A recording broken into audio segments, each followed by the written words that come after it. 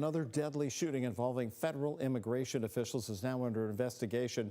This one happened in the state of Maine. Yeah, today one person in southern Maine was shot and killed. According to the state's governor, a lawmaker in Maine saying ICE was involved. This comes as outrage continues over the deadly immigration and customs enforcement shooting in Houston that killed a man who was on his way to work. Here's ABC's Melissa Adan.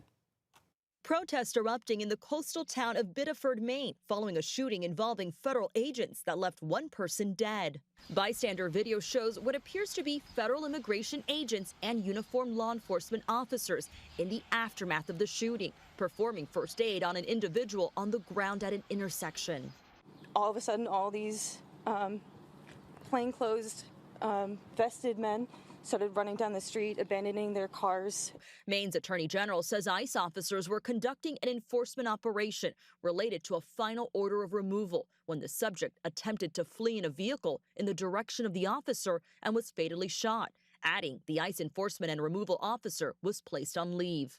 Senator Angus King said he spoke with Secretary of Homeland Security Mark Wayne Mullen about the incident.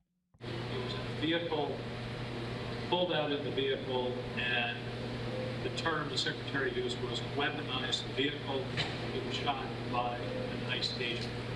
This as outrage continues in Texas over last week's shooting that killed Lorenzo Salgado Araujo, a Mexican national who lived in the U.S. for decades, after an immigration and customs enforcement officer shot him on his way to work. ICE claims it was in self-defense as the 52-year-old tried to run the agent over.